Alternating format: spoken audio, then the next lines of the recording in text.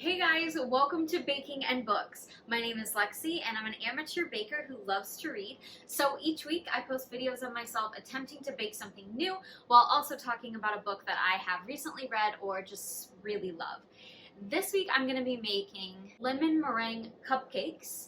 So I'm going to be trying a meringue for the first time, which should be interesting. Although I don't think I have to do it from like scratch, but then again, I'm not really sure, so that should be interesting. And we're going to be talking about The Sanatorium by Sarah Pearse.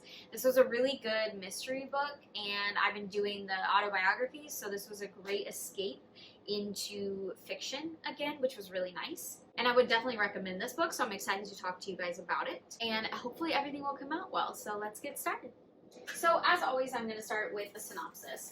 The Sanatorium is basically about Ellen, who we find out is a detective in London, but she's on a break for something we're not sure of yet. And she's going with her boyfriend to meet her brother and her brother's new fiance at this brand new hotel that her brother's fiance manages. And this hotel is a little bit creepy because it used to be a sanatorium.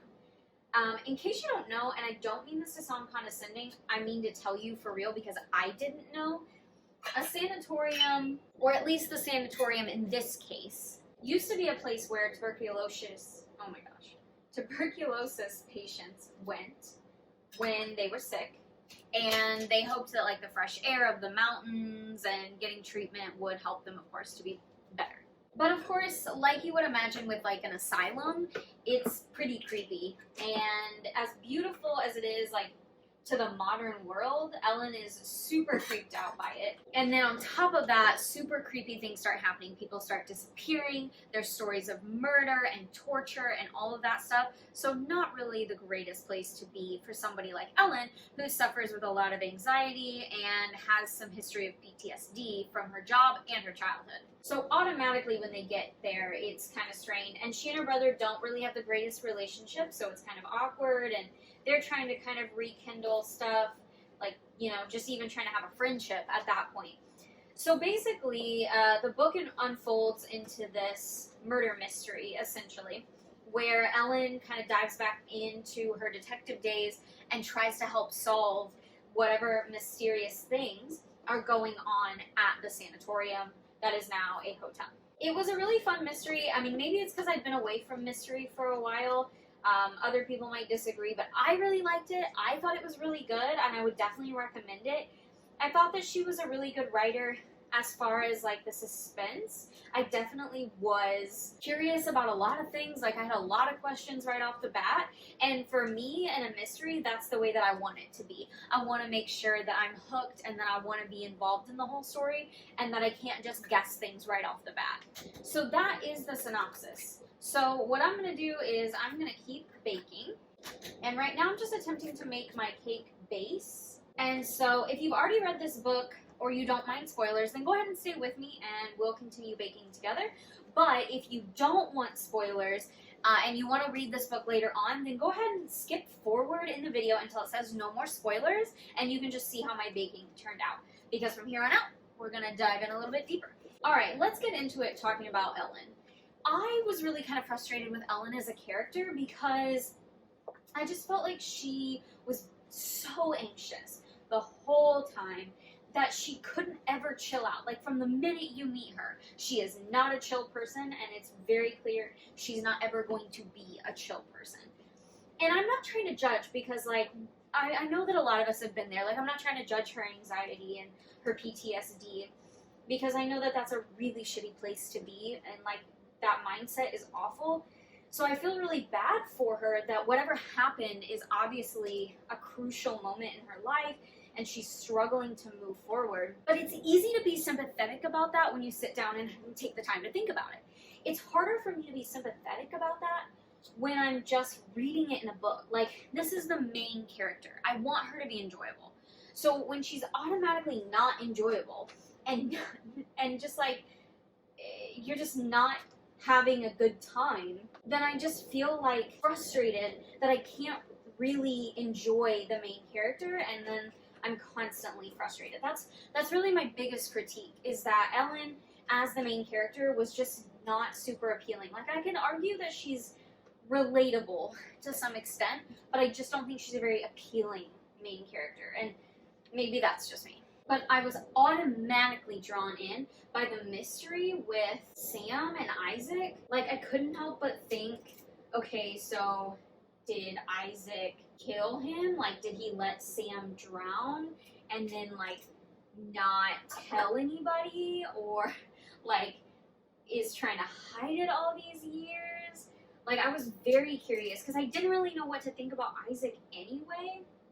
Like, he was definitely a mysterious character with a lot going on, and I couldn't really tell, you know, what kind of character he was going to turn out to be. So when she starts, you know, remembering these things from the past and talking about Sam and how something horrible happened to Sam and she suspects Isaac of it, it just sort of like, that was probably the first mystery I was really into. Obviously I knew something was going on with the hotel because we got the, you know, the first chapter was like all about the, I think it was the architect. No. Yeah, it was all about whoever it was that went missing, Daniel something. So I knew that, like, that was the big mystery. But then we get this extra mystery on top of that, also layered with the mystery of whatever happened at her job, which I guess we find out pretty quickly about the guy she was chasing that, like, almost drowned her.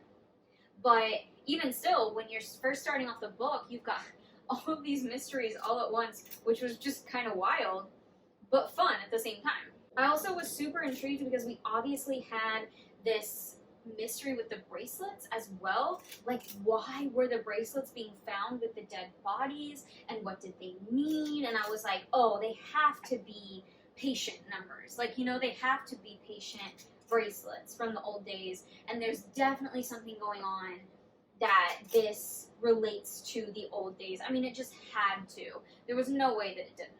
Which, you know, I guess I was like 50% right, so that's a plus. And I just think it takes Ellen a long time to be likable. Like, so, sorry, not to circle back, but it was just, that's how my mindset was working while I was taking notes. But then, on top of Ellen not being super likable, I also felt like Will started to be very unlikable. I was all team Will to begin with, because I felt like Will was so nice. He was so sympathetic to her. He was there for her when she needed him, and he was always, like, trying to say the right thing. Like, you could tell he was really trying with her. But then I felt like he just sort of gave up, which I suppose maybe, like, people would make fun of me because I just spent a ton of time talking about how Ellen annoyed me, and then, you know, here I am judging him basically for doing the same thing. But the difference is that I'm the reader, so this is the main character. I'm supposed to like her. She is his girlfriend, and he knows she has all these problems. And I'm sure it's super frustrating that she won't open up to him totally, because after you get so far in a relationship, you gotta start to open up. And I'm sure that that is really frustrating. I don't blame him for that. But at the same time, here he is being a super helpful and sympathetic character, and then all of a sudden just turns around and isn't anymore. And that was irritating for me because I felt like I was really, like, rooting for him. Like, he was my favorite character, and then all of a sudden, he just kind of let me down. So, the other thing about mysteries that I would say is that it's sort of like, I guess you would say, fillers. Like, not in necessarily a bad way, but it kind of is, you know? Like, it was hard for me to comment on everything that was happening because a lot of it really is just filler stuff. It's the little things she finds along the way. So that was sort of my whole thing, was like, you know, yes, it was interesting that she was doing all that stuff. It was just kind of hard to comment on. But I will comment on the fact that she was definitely an idiot to go up to that suite to meet Laurel. Pretty sure it was Laurel. Laurel? Whatever. She was an idiot to go up there without having any sort of, like, backup plan or backup person, at least. I'm supposed to be mixing this with, like, an actual mixer, but the problem with getting out my mixer is that it's difficult to talk and mix at the same time. You know, like, it's hard for me to have a conversation with you and get out the mixer at the same time. So what we're gonna do instead is just ignore that. Oh, oops. I definitely put the sugar in wrong, so... See, I got so distracted by the fact that I wasn't doing this on a mixer that I read the directions wrong. Ooh, well, hopefully it's okay. This is to go on top of the cupcakes, so we have different steps here along the way. Going back to the mystery. I honestly was pretty surprised by Margot. I didn't feel like she had anything to do with it until like the last minute. I was actually pretty surprised. I mean, she seemed like a really well-written character, that she was, you know, very innocent, and that she was just kind of like witnessing a lot of this stuff happening and she wasn't really involved. So when she kind of turned out to be part of the bad guy team, I was actually surprised. And the thing is, like, I pride myself on being able to guess when things are going to happen in mystery and horror books, but at the same time, I do want to be surprised. Like, I don't want to be able to guess everything, because that kind of takes out the fun of it. The thing is, though, I was not surprised by Lucas. Like, I totally believed that Lucas was involved in it. So then I ended up being shocked by the fact that it was really Cecile, because I was so sure. Like, Lucas had me for a couple minutes, but then I was, like, pretty sure it was him. I was like, no, you're a very suspicious character. And I was suspicious of both him and Cecile from the beginning, but then I felt like Cecile started to become kind of like Margot, where it was hard to believe she was involved. Like, I felt like she was really well written in the sense of hiding all of her bad stuff. Like, she started to become not as suspicious as Lucas, whereas Lucas was 100% suspicious 100% of the time. I understand why the story was written this way, but it almost felt like the author couldn't decide what story she wanted to go with. Like, did she want to go with the fact that Margot was upset because her great-grandmother or whatever had been a patient, and the patients were treated horribly and had experiments done on them, and people needed to know, and nobody was doing anything about it, everybody was just ignoring it? Or did she want to go with like a totally separate thing that people were not going to guess, which was basically Cecile's story, which was that Daniel had raped her as a teenager, and her brother hadn't believed her or done anything about it, and continued to remain friends with her. So she wanted to like wreck his hotel. Both are, I think, plausible stories, although I think Margot's fits in better with the atmosphere of the story. Like, if you're going to place it in a sanatorium, then you might as well have the story be about Margot's revenge and all of that, versus if it were just in a regular hotel, then I feel like Cecile's story would have come out a little bit stronger. But instead what she did was both, so I felt like she didn't really have an idea of what she wanted to do. I sort of felt like it was a little bit like she couldn't decide, and so she just ended up doing both stories and having two villains instead.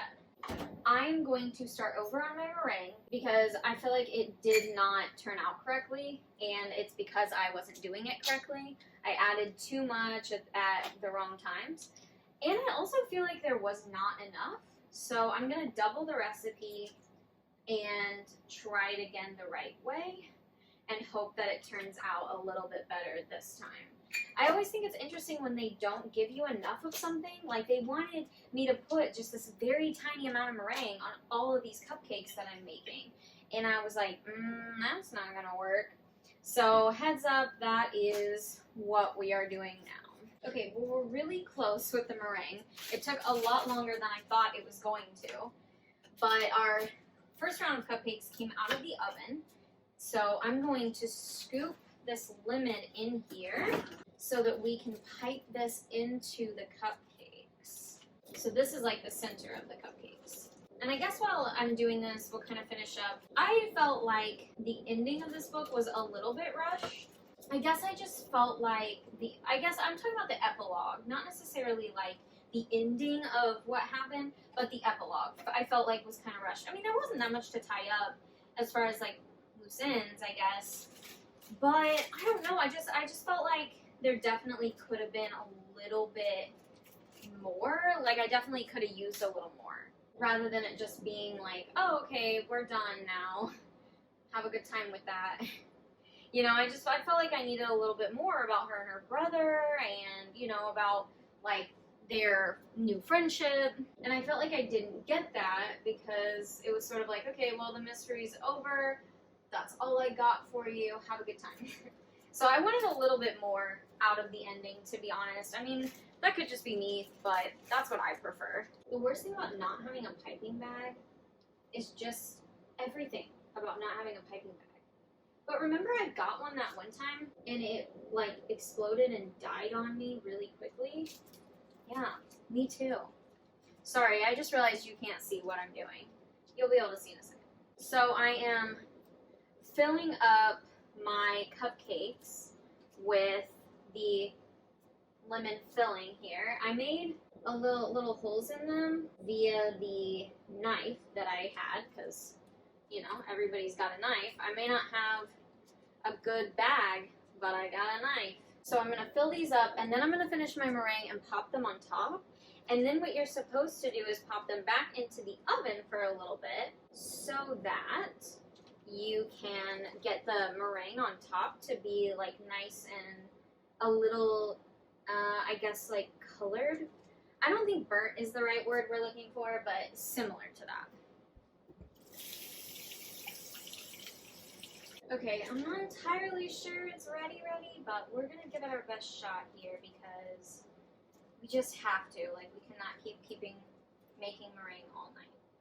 And I know that I said I was gonna practice my patience, and I promise that I am. It's just that, like, we can't do this all night, you know? So we're going to hope that our meringue is pretty much ready here, and we are going to use our makeshift bag again, our favorite thing, and see if we can get a good decoration on these cupcakes. It's super runny. Pretty sure this is not what it's supposed to look like. Well, okay, yet again, my cupcakes might be ugly, but they probably will taste good. I mean, I tasted it, you know, while it was like, well, not while I was beating it, obviously, that's probably dangerous, but I tasted it, and it tasted pretty good, so, but I don't think it's supposed to look like this. It's super runny. I don't think I've ever seen meringue look like that, so, oh well. Here's what we're gonna do. We're just gonna try because, like I said, I've never made meringue before, so I don't know how long it's supposed to take, and we just have to try somewhere, right? Okay, I'm gonna try to clean these up a little so that they don't get too burnt. And they're just supposed to go back in at a little bit higher temperature for like 5 minutes. So it shouldn't be very long at all. Okay, well, if you left because of spoilers, go ahead and come back and rejoin us. Our cupcakes have come out of the oven. Now, I had a little bit of trouble with the meringue. I don't know how well you can see it, but they're still cooling off, so I'm not going to pick them up quite yet. But it definitely didn't turn into the really pretty stuff that you can see on decorating competitions. But it does look like it maybe like hardened up a bit in the oven, and it definitely got a little bit of the toasted color that the recipe wanted me to go for. So I guess, you know, it's hit or miss, but hopefully the cupcakes themselves will taste good. We'll let them cool really quick before we dig into that. But otherwise, this recipe was pretty easy. Cupcakes, and then you just get the lemon filling, the lemon pie filling, and pipe it in there. And the meringue is the tough part. I don't know. Maybe meringue just takes a lot longer than I was prepared for. We all know that I'm working on my patience, and I thought it took forever just to get it to where it is now, but maybe I should have done like another 10 minutes. I don't know. But hopefully these will turn out okay, and they'll end up tasting all right. Okay, well, unfortunately, these are a hot mess. I didn't have cupcake liners. I just didn't think about it. We got this recipe last night at the store, super quick, just trying to get in and out, you know, one of those store runs that you're just not thinking that much about. So I didn't have cupcake liners, which I think were a big problem, especially because I filled it with pie filling. So as you can see, a lot got stuck in the trays, and the pie filling is not helping keeping everything together. Now the meringue is pretty good, and you can see that I got the little like toasted area right there. I guess we'll try to eat this one. It's super messy. And they're really good. You just gotta have to eat them with a spoon. That's it. That's the solution. Alright, this is gonna be crazy, but here we go. Just spoon them out. They're really good, aside from the fact that, you know, they're falling apart. Maybe I'll put less of the lemon in the next batch and see if maybe it keeps, like, the cupcake holds together a little bit better. Because I can already tell these are going to be a pain in the butt to get out. Okay, well, taste-wise, I would definitely say this recipe's a success. Look and presentation-wise, not so much. I don't even know if I'll be able to share these with my coworkers and friends because I don't know that I'll be able to even get them out without them totally falling apart. But maybe I have some spray that I can use for the next batch and that'll help, and I'll use a little less pie filling, but we'll see. You don't want to stick around for that. Maybe you can try this recipe yourself and see how it turns out. Maybe you can give me some advice. Again, taste, success, presentation, not so much. So I would definitely categorize that as probably a failure. I would definitely recommend this book. It certainly wasn't perfect. I feel like mysteries and horrors are very difficult to write because I feel like there's a lot of expectation, at least in my opinion. But I do think that it's a good one, and if you're looking for something that's a pretty easy read, this is definitely the route you want to go. It definitely had some twists and turns along the way, some things I could kind of predict, some things that I couldn't.